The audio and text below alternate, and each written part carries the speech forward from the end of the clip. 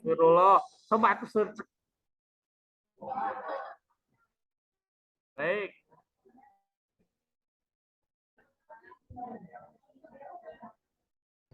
Tulisan kozapnya itu coba di searching.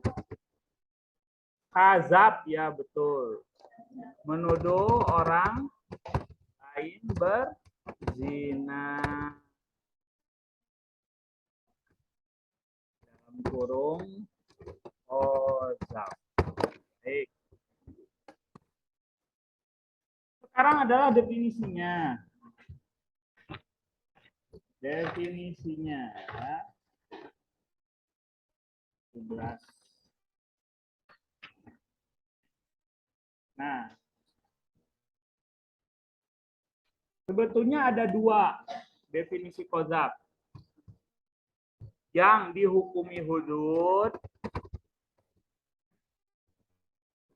dan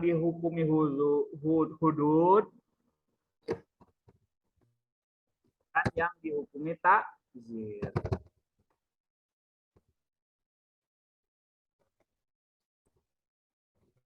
Yang dihukumi takzir. Nah, yang dihukumi hudud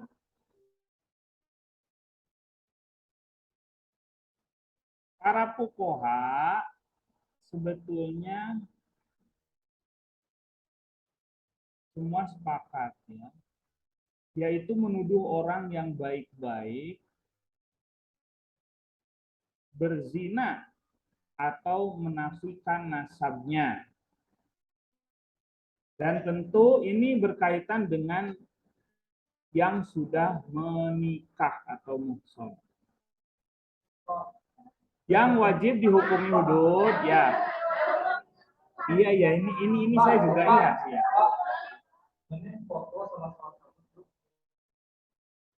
Sebetulnya kan kitabnya sudah share, cuma masalahnya itu bahasa Arab. Udah. Ini kasihan temenmu yang besok jadi kebanyakan ininya, dia mereka nggak dapat materinya. Saya ulangi, kozab adalah menuduh orang baik-baik,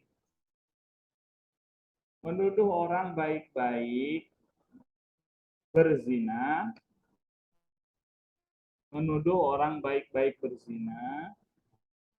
sudah, atau menafikan nasabnya.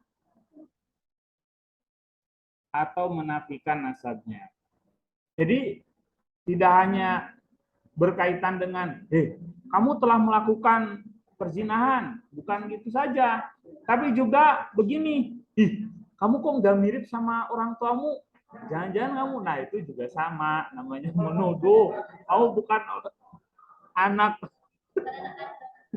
kandung gitu, padahal iya. Nah itu artinya adalah menuduh zina. Ya. Nah kalau berkaitan dengan ceritanya Rasul, maka kozab di sini ruang lingkupnya muhson yang sudah menikah, perempuan yang baik.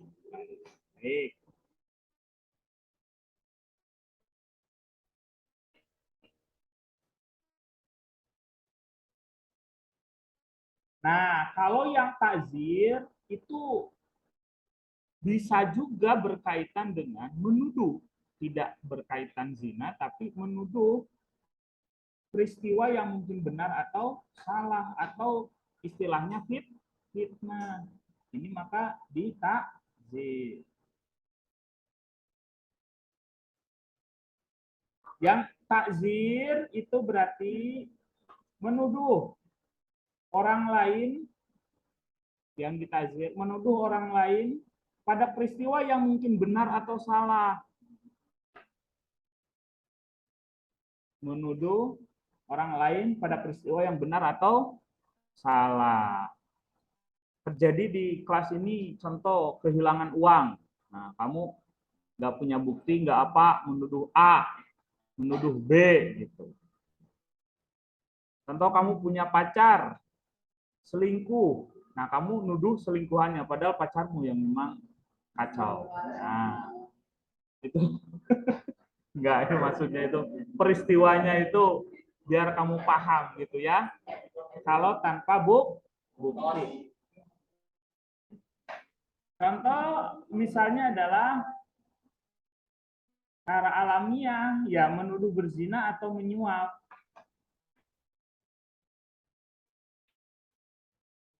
Tapi ini dalam bentuk penghinaan. Termasuk juga di sini berkaitan dengan menghina orang. Nah, kamu hati-hati, makanya kalau menghina orang, contoh, hei gogok gitu. Contoh. Nah, itu kan kamu nuduh orang begitu, padahal dianya kan bukan gogok. Nah, juga bisa masuk kategori takzir. Ya. Menuduh bukan yang semestinya. Nah, ingat, itu juga sama, penghinaan itu merupakan delik aduan dalam KUHP ya. Jadi antar teman, kalau memang tidak deket-deket banget, hati-hati. Bisa jadi ucapanmu menghina, dia laporkan, itu kena. Namanya pasal penghinaan. Ya seperti tadi. Ya. Ada istilahnya penghinaan, ada pencemaran nama baik. Kalau pencemaran nama baik itu yang disebut fitnah itu. Pencemaran nama baik. Menuduhkan sesuatu yang bukan sebenarnya. Dia tidak akan terjerat, ya, dia tidak akan terjerat pencemaran nama baik apabila yang dituduhkan dia bisa buktikan. Oke? Tuh. Sekarang selanjutnya kaidah hukum Islam dalam menetapkan qadzaf dan mencela. Kaidahnya hukum Islam dalam menetapkan qadzaf dan mencela.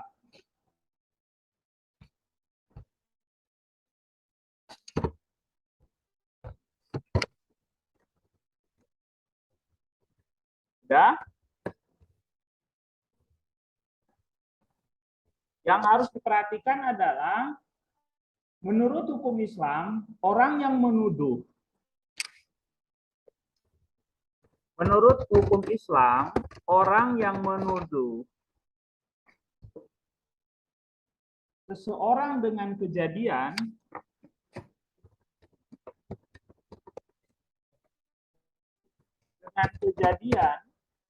atau sifat yang diharamkan,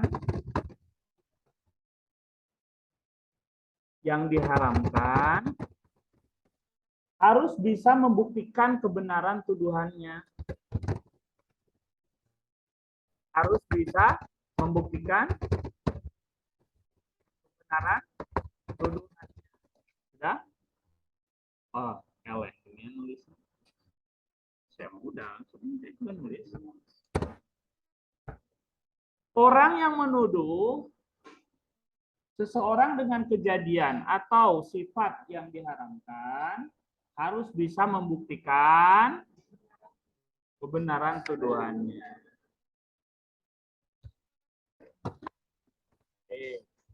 Itu adalah kaidah kuncinya. Oke? Tapi kan kalau tadi seperti menghina, nah kalau pencemaran nama baik, iya bisa. Tapi kalau menghina itu, hei, Kirun. Gitu. Hei, Kadrun. Atau hei, dan lain. Nah, dia kan sudah jelas. Itu namanya menyerang kehormatan. Kalau dalam KUHP itu menyerang kehormatan. Itu namanya menghina. Kalau temanmu itu mengadukan, kena. Karena ini delik aduan. Paham? Delik aduan itu dia akan menjadi delik kalau seseorang yang dituduhkan tidak menerima atau melaporkan. Hampir sama dengan KDRT ya. Kalau itu tidak ada sanksi karena dia sudah menyatakan bahwa mungkin dia seperti yang disampaikan. Ya, bukan maksudnya dia memaafkan gitu ya, itu tidak jadi masalah. Nah, ini yang saya bahas tadi adalah antara hukum Islam dan hukum konvensional. Dalam qadzaf, kata Abdul Qadir Auda ini, hukum pidana Mesir sama sekali berbeda dengan hukum Islam, karena ini Mesir ya. Jadi para pembuat hukum Mesir merasakan ada bahaya jika prinsip dasar ini diterapkan terhadap rakyat secara mutlak, karena mereka membuat pengecualian. Contoh seperti menuduh para pejabat pemerintah, Dewan Perwakilan, kampanye, pemilihan umum. Baik, ini saya kembangkan aja karena dengan hukum umum ya. Jadi begini loh. Sebetulnya kalau dalam hukum Islam, qadzaf itu masuk dalam wilayah publik, ya, bukan privat. Meskipun apa namanya itu kecuali dia mencabut tuduhannya, paham ya? Kecuali mencabut tuduhannya. Contoh dia menuduh bukan orang lain berzina, ya, yang baik-baik, maksudnya zina menyeleweng atau zina muson, kemudian dia mencabut lagi. Nah, kalau kekeh ya berarti dia harus membuktikan. Kalau tidak membuktikan, nah berarti dia kena hukuman. Paham ya?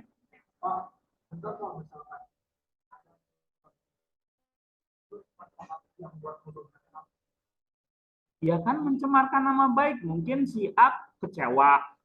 Atau coba-coba, naudzubillah, pasangannya selingkuh. Ya kan? Atau melakukan itu, kan nggak mungkin si orang tua si yang diselingkuhinya itu diam aja kan? Menurutmu dalam kasus apa? Iya, kamu sendiri yang jawab itu, ngapain orang itu? Ya nggak tahu, tanya orangnya lah.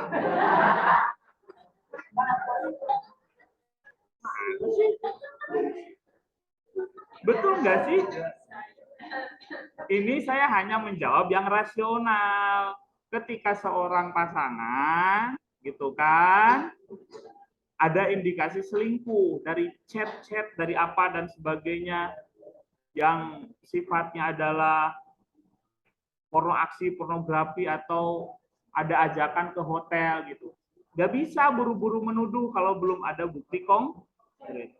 Tapi chatting itu udah bukti konkret aslinya ya. Cuma masalahnya kan benar apa enggak terjadi. Jangan-jangan ke hotel kerja kelompok itu yang kata kamu itu. Nah, itu harus hati-hati ya. Baik. Maksudnya, nah qadzaf ini, qadzaf ini bukan masalah publik atau privatnya. Memang lebih condong kepada privat, tapi sebetulnya nilainya karena dia masuk wilayah hudud itu adalah wilayah publik. Itu harus membedakan itu.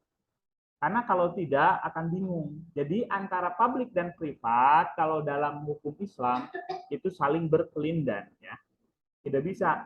Jadi itu pembagian publik privat itu hanya melihat kira-kira sisinya itu lebih condong ke mana kalau dalam hukum pidana ya.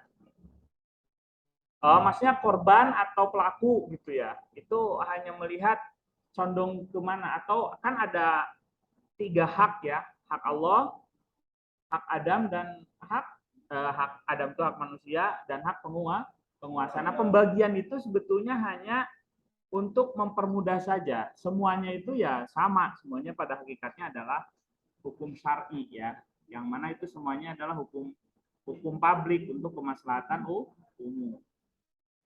Baik. Nah, kalau untuk hukum dalam Islam untuk hukum umum itu ada istilahnya ujaran kebencian. Nah, menuduh ini sangat irisannya dekat dengan ujaran kebencian, yang mana ada di sisi lain kebebasan berekspresi. Kamu kan biasa mahasiswa tuh,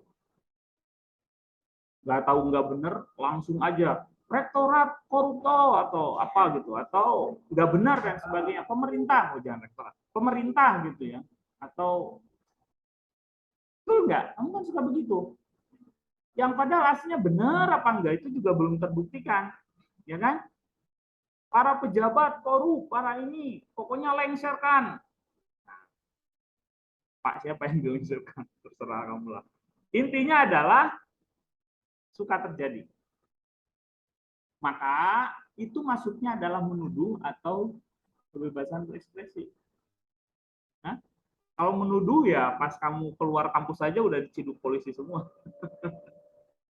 Nah, irisannya itu sangat dekat dengan hal itu. Apakah kebebasan berekspresi atau ujaran kebencian? Nah, ujaran kebencian itu harus dibedakan dengan penghinaan biasa. Penghinaan biasa yang ditunjuk itu adalah perorangan. Kalau ujaran kebencian harus dasar entitas hak asasi manusia atas dasar ras, agama.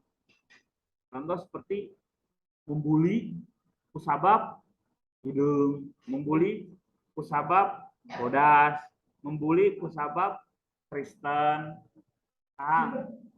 Jadi basi enggak? Gini, baik.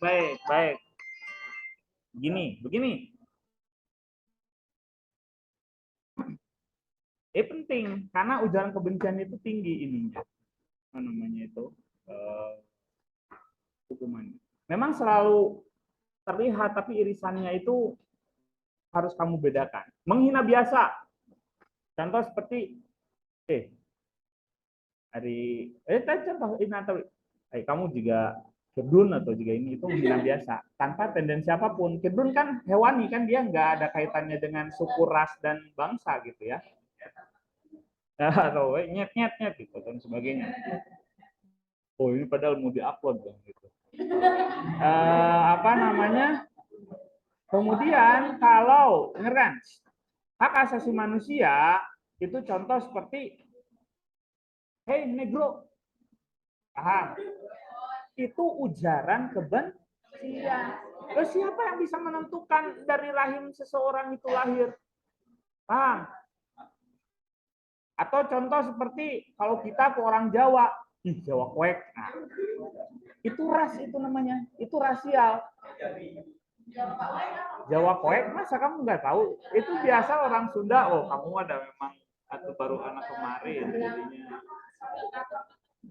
Banyak itu biasa Jawa kuek gitu. Itu apa ungkapan yang merendahkan orang Jawa. Jawa kuek, si Jawa gitu. Ya kan? Oh itu ada orang Jawa. Mohon maaf, ini kan apa namanya itu mencontohkan. Orang Sunda juga ada ke istilah apa orang Jawa juga suka ada ya ke Sunda contoh ya, tapi harus ya itulah itu namanya rasial, paham? Atau contoh Kristen atau contoh yang biasa kamu ini, hey Cina,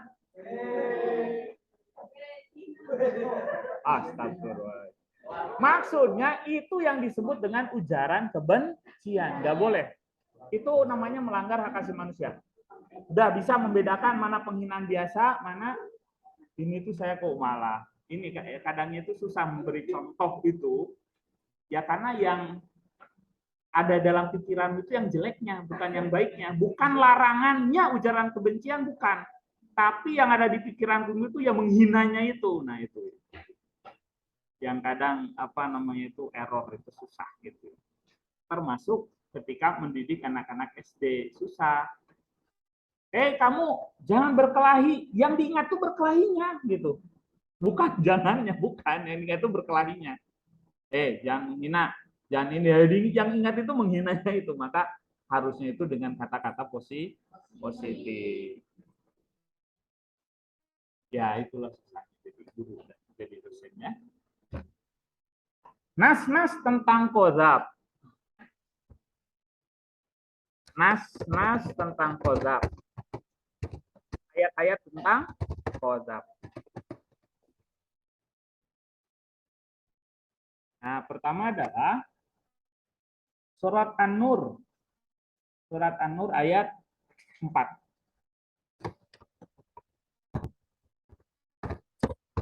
Surat An-Nur ayat 4. Bunyinya, A'udzubillahi minasyaitonirrajim. Ayo sok ada yang baca, ada yang bagus suaranya. Sok, sok. Kalau yang jelek ya jangan dipaksakan.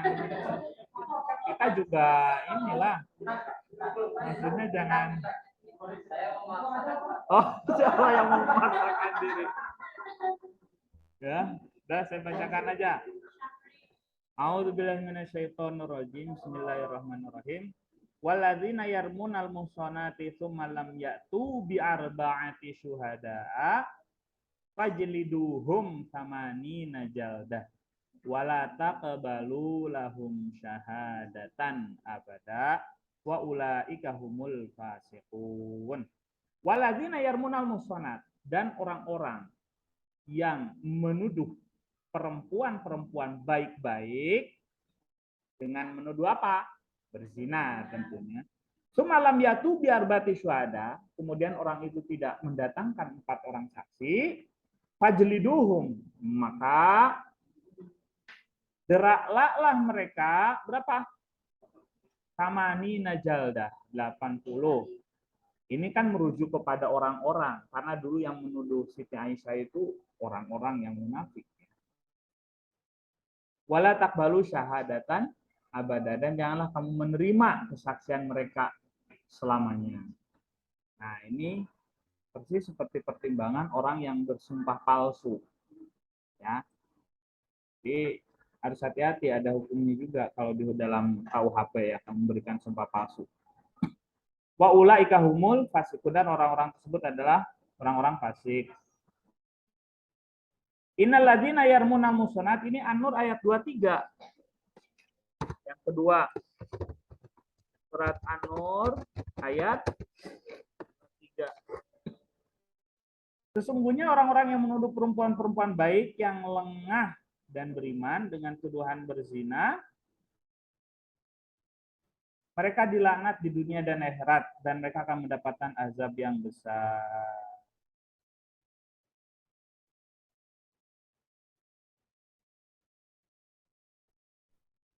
Nah, kata Rasul ini nih, ada dalam hadisnya ya. Jauhilah 7 hal yang menghancurkanmu. Apa itu ya Rasul? Syirik, menyekutukan Allah. Maksudnya, kamu tidak menyerahkan segala sesuatu itu bertawakal kepada Allah. Tetapi ketika kamu tahu bahwa meminta pertolongan kepada orang, ya itu bukan syirik, ya. Meminta pertolongan ke dokter, ya itu bukan syirik. Karena tahu bahwa kekuasaan dokter, kekuasaan orang itu dari Allah Subhanahu wa taala. Ataupun kekuasaan-kekuasaan yang kita tidak kuasai, selama yakin bahwa itu berasal dari Allah, ya maka bukan syirik. Jadi tidak mudah mensyirikan orang. Khususnya berkaitan dengan tradisi-tradisi. Tradisi kita mungkin ada ya. Ini pendapat saya aja. Kalau yang berbeda ya silakan aja. Contoh seperti mengasih sesajen. Kalau mau dikiaskan, hati-hati. Maka harus jelas dulu, orang yang ngasih sesajen itu maksudnya apa? Beribadah atau tidak. Tetapi kalau ngasih sesajen biar jinnya nggak marah, saya kira tuh nggak apa-apa. Persis kayak kamu ke preman, dipalak. Kamu kalau nggak ngasih kan bonyok. Kamu kasih aja daripada bonyok. Paham? Gitu, sesimpel itu gitu ya. Jadi jangan dulu buru-buru mensyirikan orang. Ya tapi kalau ada yang seberapa dengan saya silakan aja. Karena bahaya. Kemudian memakan riba, memakan harta anak yatim, lari pada saat perang, dan menuduh perempuan baik-baik. Lari pada saat perang. Sama dengan tidur pada saat belajar. Oh ya enggak juga. Ya. Oke, unsur-unsur tindak pidana qadzaf. Ya, langsung tulis. Penting ini. Unsur tindak pidana qadzaf. Pertama adalah menuduh berbuat zina atau menafikan nasab.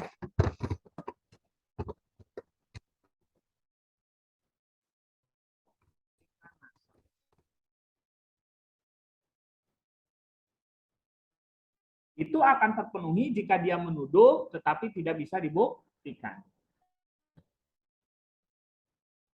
Nah, ini kalau ungkapan-ungkapannya hati-hati. Di sini contohkan, "Hei, anak zina."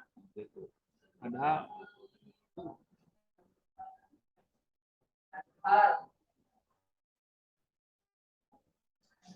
kemudian ada yang mengatakan, "Hei, pezina." Kalau dia benar tukang zina ya nggak apa-apa. Kan dia emang pezina. Terus gimana? Contoh, ada PSK, terus kita bilang, "Hei, pezina." Gitu. Terus dia ngambek gak terima. Loh, kamu kan bang PSK, gimana sih? Jadi aneh kan? Itu gimana tuh ceritanya? Ya, itulah intinya. Ya. Jadi yang perlu dipahami, nilai yang paling dasar itu intinya perbuatan menyakiti orang lain tanpa alasan syar'i itu sebagai tindak pidana. Ya. Kamu menghina itu menyakiti orang lain. Ya. Itu tidak pakai pukulan, tapi pakai perkataan. Ya. Tidak fisik yang sakit, tapi juga bisa batin, psikis. Nah, maka kekerasan itu dibagi menjadi kekerasan verbal dan kekerasan non verbal.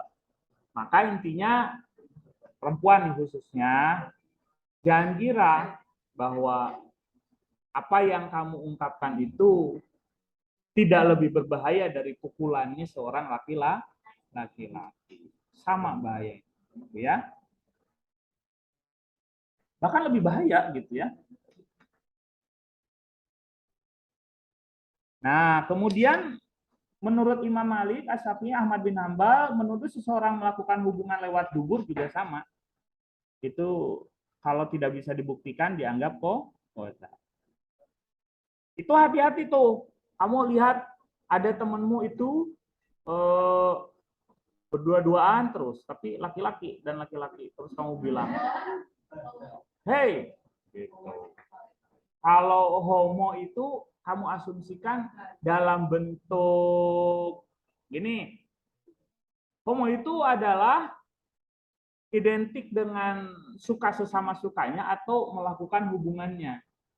Nah, kalau berkaitan dengan melakukan hubungan, kan zina itu melakukan hubungan, ya.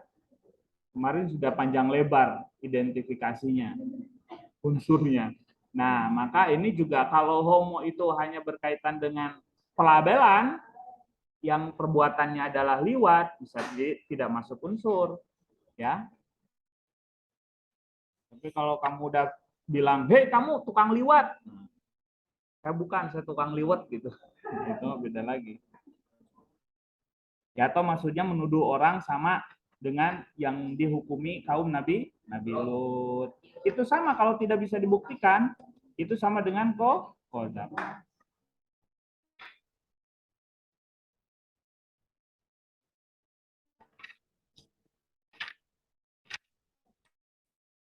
Itu unsur yang pertama. Baik. Kemudian berniat melawan hukum. Unsur yang pertama tadi apa?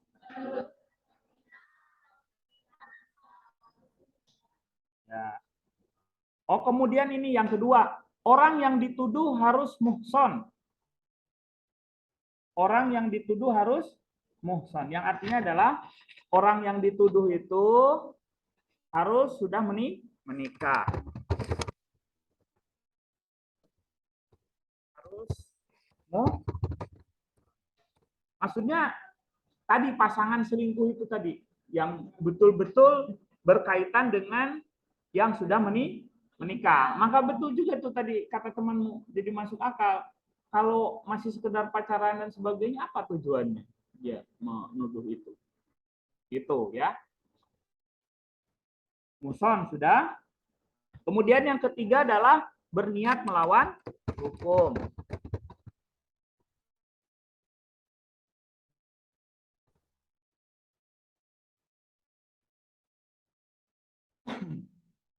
Intinya adalah dia memahami, menyadari bahwa apa yang dia lakukan itu tidaklah sesuai dengan hukum.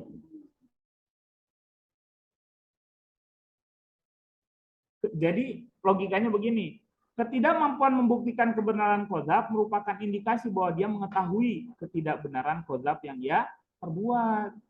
Jadi hati-hati, kalau belum punya bukti jangan ngomong. Kalau kamu tahu ada bukti-bukti hoax dan sebagainya, jangan langsung di-share. Hah? Paham? Itu bisa jadi kamu menuduh juga sama, nggak kuat buktimu itu. Ya. Nah, dalam hukum Islam jelas, jangan asal nge-share. Jangan asal, nah ini kalau berkait, karena bisa jadi itu menuduh orang. Ya, harus diklarifikasi dulu, ini benar atau tidak, atau salah. Nanti karena ditelusuri bisa jadi kamu yang kena, ya, dengan pencemaran atau penghinaan, karena kamu tidak bisa membuktikan apa yang kamu share. Bahaya ya. Nah ini melihat, jadi orang yang asal nge-share itu tahu sebetulnya dia belum yakin atas pengetahuan dia, ya persis yang menghina, yang menuduh berzina itu dia tidak tahu persis, belum punya bukti, belum punya ada 4 orang bukti, udah asal begitu, boleh. Itu biasa kan kita dalam berkeseharian berkehidupan itu jangan mudah curiga sebelum ada bukti. Hati-hati iya, menuduh jangan. Ya, hati-hati iya, menuduh jangan. Ya harus 4 orang saksi ya. Nah sekarang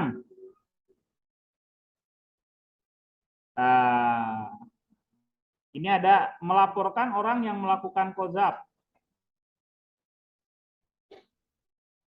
Saya kira ini kita lewati, langsung aja ke pembuktian terhadap tindak pidana qadzaf. Pembuktian tindak pidana qadzaf. Kesaksian para saksi, pengakuan dan sumpah. Kesaksian para saksi, pengakuan dan sumpah. Coba sekarang kita lihat. Kesaksian para saksi. Syarat dalam kesaksian qadzaf sama dengan syarat dalam kesaksian zina. Kan zina ya harus disaksikan 4 orang ya.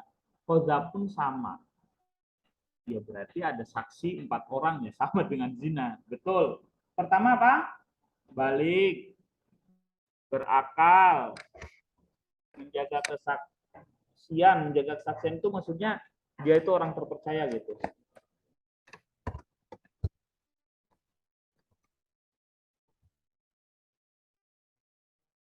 Menjaga kesaksian, mampu berbicara, adil, Islam, tidak ada hubungan keluarga, serta tidak ada permusuhan dan prasangka.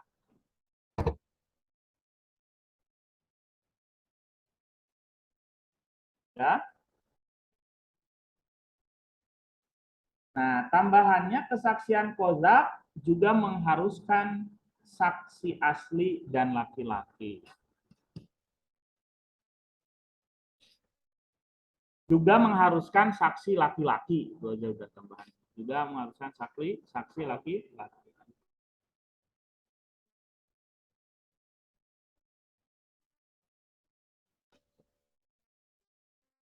Ya.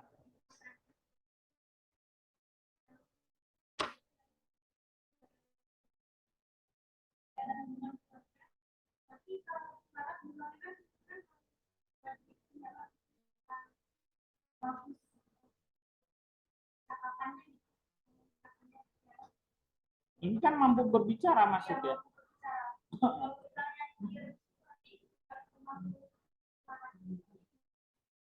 Nah, ini kan dalam fikih formal. Tapi tidak harus keluar dari pemahaman itu. Yang bisu juga kan bahasa isyarat. Sama, dia bahasa isyarat. Yang buta Ya nggak mungkin jadi saksi, dia kan nggak ngelihat. Tapi mungkin bisa jadi ya ketika terjadi di sampingnya. Yuk kalau mendengar, ya sudahlah intinya gitu. Saya juga jadi bingung itu gimana. Kamu jangan terlalu kreatif, tapi bisa juga mungkin ya terjadi. Baik. Pengakuan sekarang. Pengakuan. Qadzaf bisa ditetapkan berdasarkan pengakuan pelaku bahwa ia telah melakukan qadzaf terhadap korban. Qadzaf bisa ditetapkan berdasarkan pengakuan pelaku bahwa ia telah melakukan qadzaf terhadap korban.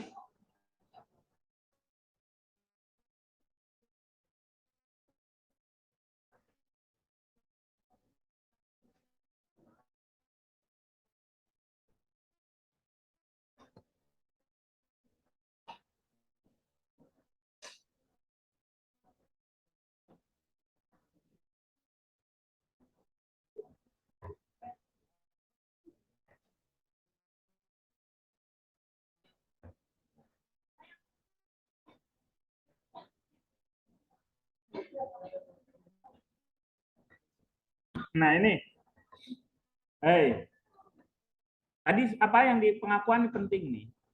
Pengakuan qadzaf itu bisa ditetapkan berdasarkan pengakuan pelaku bahwa ia telah melakukan qadzaf terhadap korban. Dah?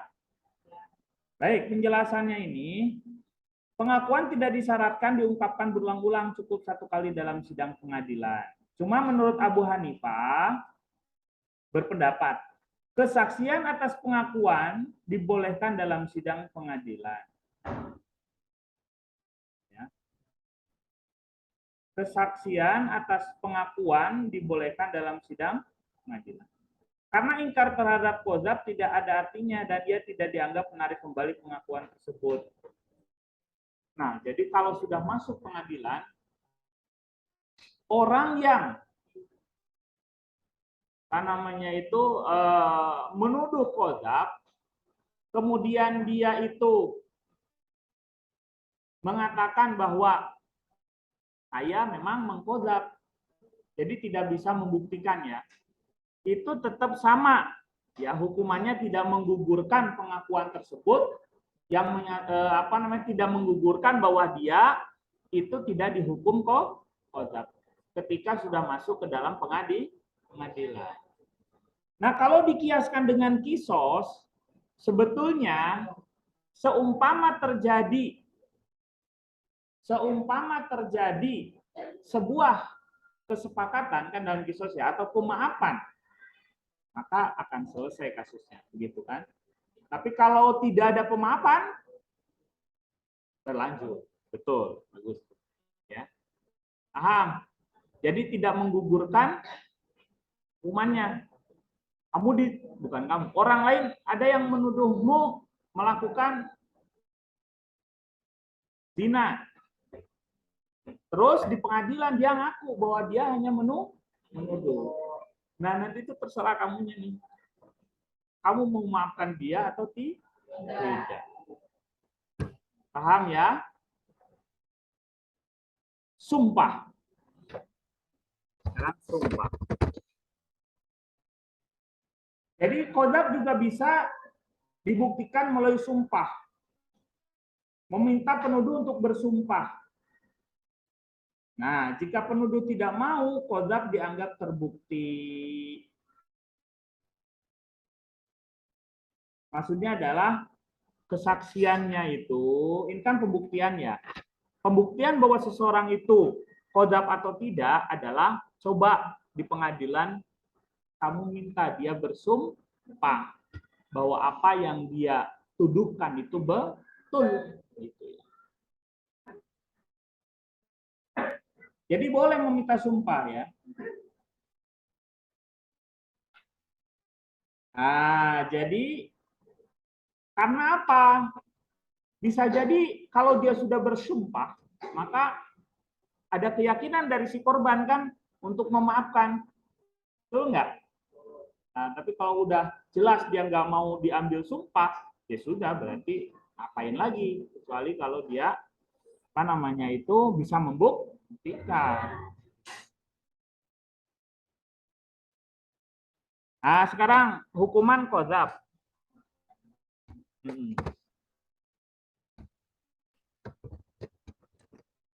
Hukuman qadzaf. Tadi sudah jelas sebetulnya hukuman qadzaf berapa? 80 ya.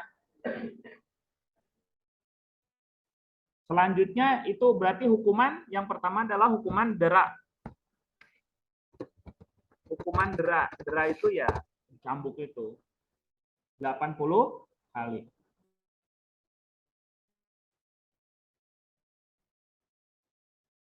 Nah, kalau berdasarkan seseorang yang apa namanya itu bisa, jadi korban itu sebagian ulama mengatakan bisa mengampuni sebetulnya, tapi sebagian ulama juga ada yang mengatakan tidak bisa mengampuni. Jadi ada dua versi juga, ya biasanya memang selalu begitu ya. Selalu begitu, ada yang bisa mengampuni dan yang tidak bisa mengampuni. Tidak berhak hak untuk mengampuni, sedang yang lain tidak berhak untuk mengampuni. Tapi ini sudah pada putusan, ya, sudah pada putusan ketika dia sudah digetok gitu. Kemudian kesaksian pelaku qadzaf tidak diterima. Yang kedua, kesaksi ini kan hukuman ya, kita sedang bahas hukuman. Nah, jadi orang yang melakukan qadzaf itu kemudian dihukum, ya sudah, dia udah nggak akan pernah lagi dianggap orang yang terpercaya. Jadi hati-hati kalau satu kali kamu dianggap tukang nyebar fitnah, itu menandakan kebiasaanmu memang begitu. Jadi harus dihentikan. Jangan cepat-cepat seuzon atau jangan cepat-cepat menuduh orang. Asal gampang saja nyebar sana sini, ngobrol sampai naik dewe ya. Nah itu harus dihindari. Kesaksian pelaku qadzaf tidak diterima. Oh.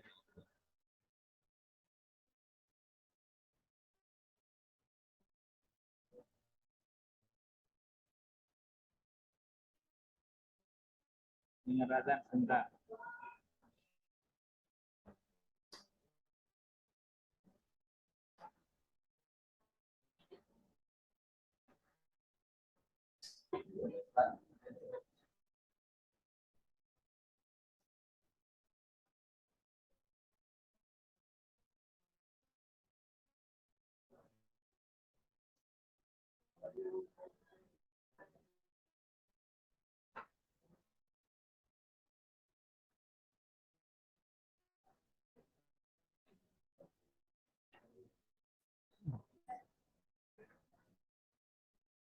Ayo, baik. Kita lanjut saja ya. Nah, sekarang selanjutnya adalah gabungan hukuman. Gabungan hukuman. Gabungan hukuman.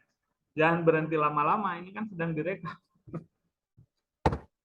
Gabungan hukuman intinya adalah ketika orang melakukan banyak perbuatan qadzaf, dia hanya dihukum untuk satu kali qadzaf. Nuduh sana sini, tetap hukumannya satu kali kalau dalam waktu bersamaan dia ditangkapnya. Tapi kalau setelah melakukan qadzaf dihukum melakukan lagi, ya tetap dihukum lagi, bukan berarti selesai gitu ya. Tapi sebelum dia kena oleh apa namanya itu, sebelum disidang dan sebagainya, maka dianggap satu kali hukuman. Paham nggak? Ya. Nah, baik. Tadi ada yang terlewat. Melaporkan orang yang melakukan qadzaf. Yang tadi saya nggak bahas karena kita masih punya waktu 15 menit. Kita bahas. Melaporkan orang yang melakukan qadzaf.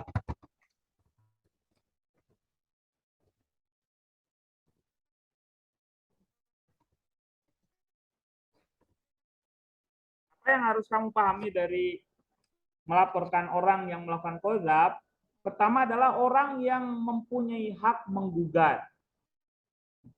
Orang, kamu kan si A dituduh qadzaf. Nah, ini siapa sebetulnya yang berhak melaporkan? Paham nggak maksudnya?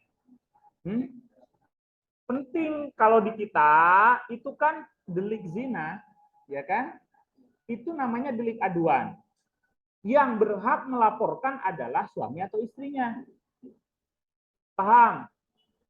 Delik zina di RKUHP itu diperluas. Nah, ini banyak yang tidak menerima. Diperluas. Jadi yang bisa melaporkan itu tidak hanya dua pasangannya.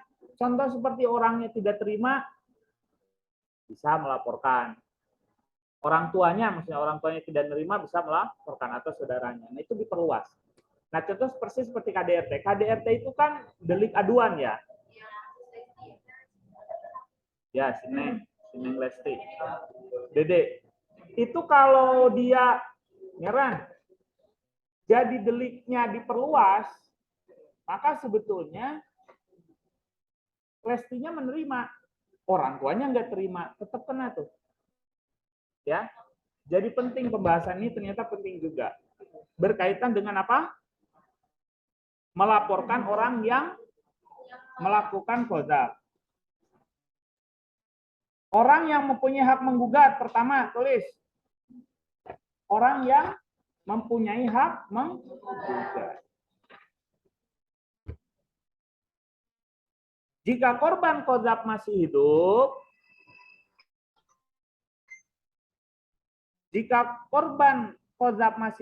hanya dirinya yang berhak menggugat.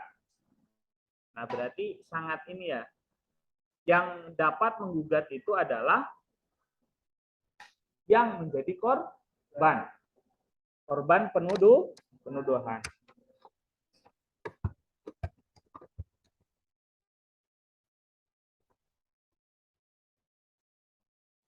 Udah? Jika korban qadzaf masih hidup, hanya dirinya yang berhak menggugat qadzaf.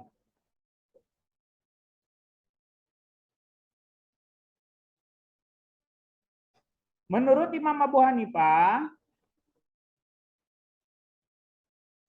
ya,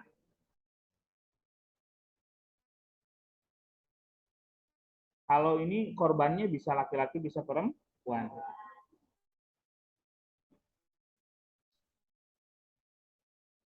Kemudian, menurut Imam Abu Hanifah, jika tertuduh menggugat qadzaf lalu meninggal sebelum ada keputusan, gugatannya dianggap gugur.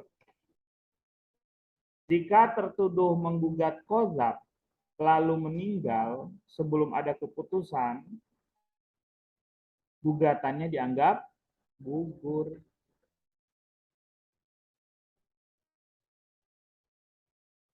Menurut Abu Hanifah ini tidak bisa diwariskan ya. Jadi gini, dia menggugat seseorang karena telah menuduhnya berzina. Ya. Menggugat itu maksudnya melaporkan ke pengadilan. Karena dia dianggap menghina dia kan, menuduh dia berzina. Sebelum ada putusan meninggal. Nah, maka bebas orang itu, gugur gugatannya. Hah? Iya. Dia menggugat orang itu. Nah, ketika ini kata Imam Abu Hanifah loh, baru Imam Abu Hanifah, tenang, masih banyak imam yang lain, belum tentu sama. Karena itu bukan harta, jadi tidak bisa diwariskan. Itu berkaitan dengan pribadi gitu ya. Menurut Imam Malik, Imam Asy-Syafi'i dan Ahmad bin Hambal, hak gugatnya bisa diwariskan. Nah, menurut Imam Malik, Asy-Syafi'i dan Ibnu Hambal, hak gugatnya itu bisa diwariskan.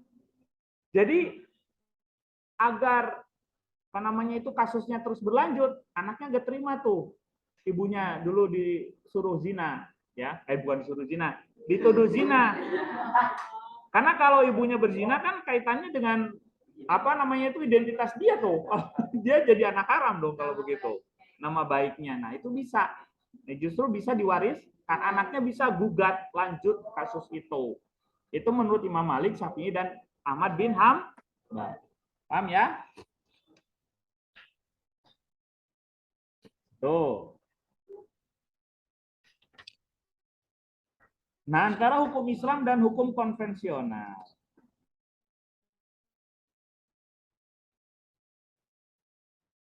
Jadi kalau dalam hukum konvensional, undang-undang menetapkan melindungi orang yang hidup dan tidak untuk orang yang mati. Ya, tidak ada kaitannya. Hukum konvensional.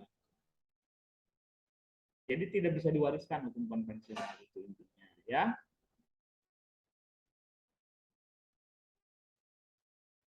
Nah, ini kan undang-undang Mesir ya. Kalau di undang-undang kita itu masalahnya tidak ada berkaitan dengan apa namanya itu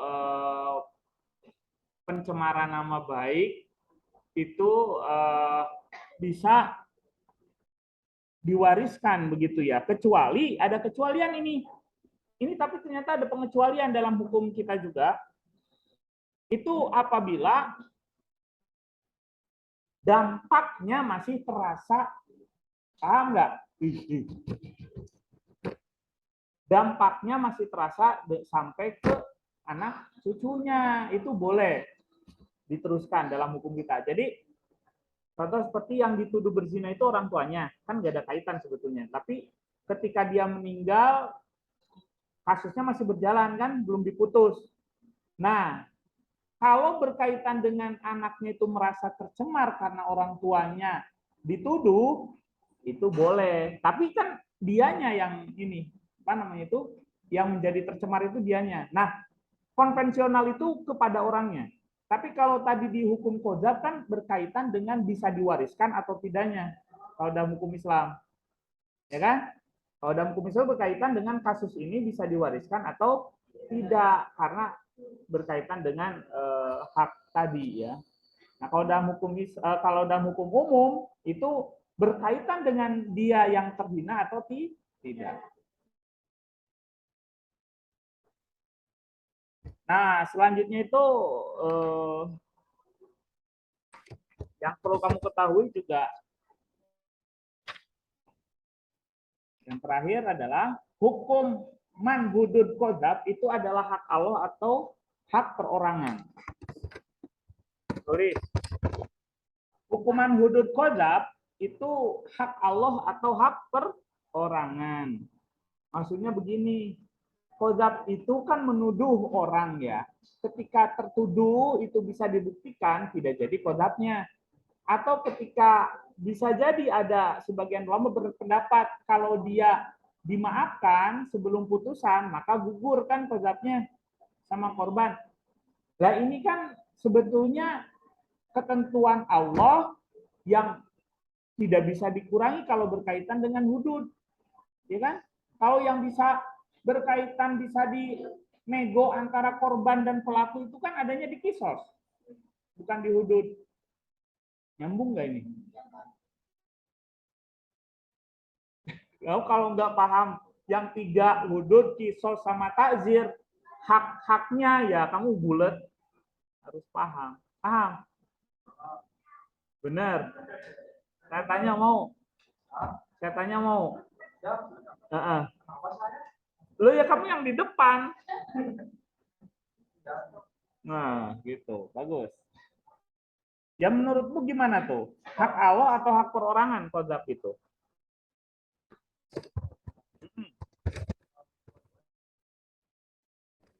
Pinter sekali ya. Hmm.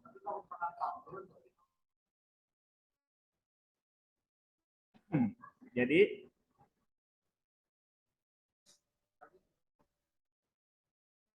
begini penjelasannya ya.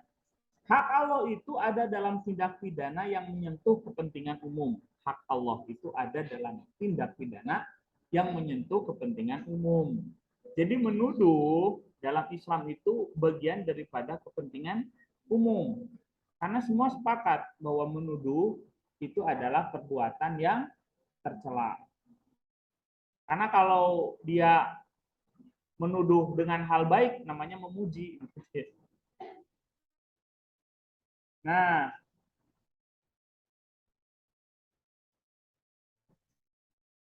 Nah, jadi sebetulnya ya mau dikatakan bahwa qadzaf itu adalah hak Allah yang lebih cenderung kepada hak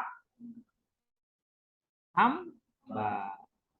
Hak Allah yang lebih cenderung kepada hak hamba. Itu posisi qadzaf. Nah, bahkan biasanya juga ada dua posisi dalam satu perbuatan tindak pidana. Contoh pencurian kan? Pencurian itu hudud kan? Hak Allah sebetulnya kan? Dia dihukum. Tapi di dalamnya kan ada orang yang dicuri, hak korban. Lah kan berarti sebetulnya dia harus minta ganti rugi kan? Betul nggak? Nah itu kan hak korban atas ganti rugi itu. Betul nggak? Cuman itulah dalam qadzaf itu hak Allah yang lebih condong kepada hak hamba.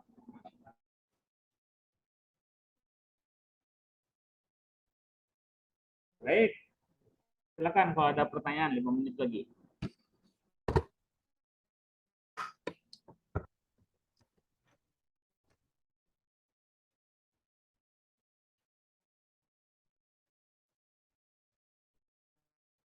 Ya. Hah? Absensi bikin izin ya. Kan di sini absensinya. Hari kamu biasanya makanya mau saya bacakan atau mau ini? Saya bacakan aja lah. Masa sama sekali saya nggak kenal tuh nomor satu-satunya. Dino sudah bisa?